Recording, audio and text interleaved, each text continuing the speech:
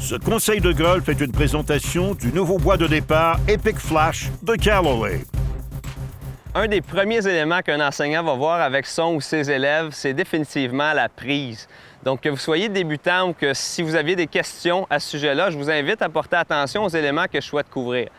Il n'y a pas une seule méthode avec laquelle on se doit tenir le bâton, puisque dans le passé, il y a de nombreux golfeurs avec des prises qui sont peu orthodoxes, qui ont eu énormément de succès.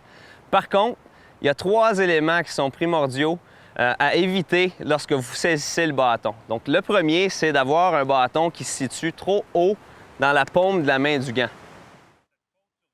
Cette faute-là survient lorsque le bâton est placé trop haut dans la main du gant. La poignée traverse ainsi la paume en plein centre de celle-ci. Ça limite votre capacité à utiliser efficacement vos poignets et rend très difficile la création d'un bon armement de poignet lors de l'élan, ce qui est très important lors d'une production de gestes puissants. Je préfère avoir la poignée un peu plus basse dans la main avant, de sorte que la poignée passe en diagonale sur le coussin créé par la portion charnue de votre main jusqu'à travers la base de votre index.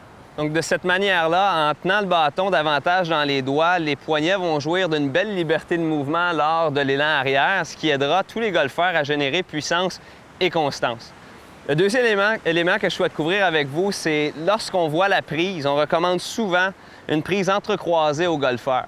Par contre, je vois souvent que ça peut poser problème puisque les golfeurs viennent qu'à entrelacer leurs mains de façon trop profonde.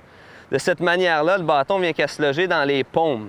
La prise entrecroisée trop profonde provient de l'auriculaire puis l'index de la main du gant qui sont entrecroisés comme ceci, c'est-à-dire les paumes sont maintenant orientées vers le ciel. Ça causera encore une fois des problèmes au niveau de la mobilité des poignets lors du geste.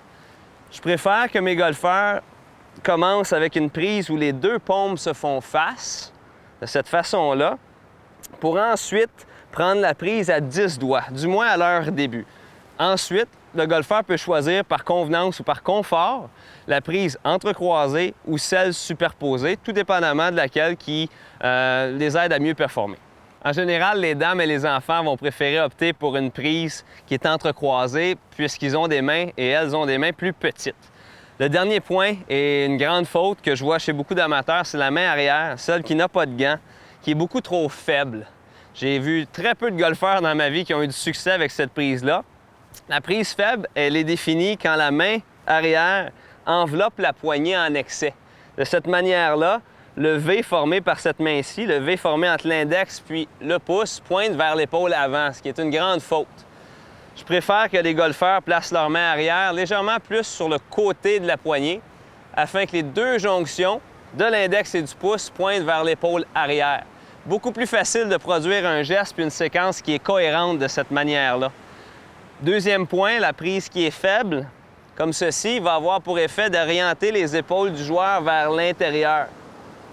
Lors du geste, une prise faible risque d'influencer l'ouverture du bâton ainsi que le plan d'élan sur lequel le bâton va voyager. Donc, si vous jumelez une prise faible ainsi qu'un alignement des épaules qui est ouverte, ce qui créera un plan extérieur-intérieur, bien, vous redoutez cette trajectoire-là, c'est-à-dire la fatidique slice.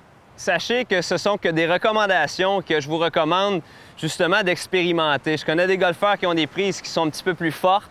Certains ont des prises un petit peu plus faibles, mais jamais d'extrême. Donc, les 3 points qu'on vient de couvrir sont primordiaux puisqu'ils ont une influence capitale sur la position de la face de bâton à l'impact et la production d'un geste qui est puissant.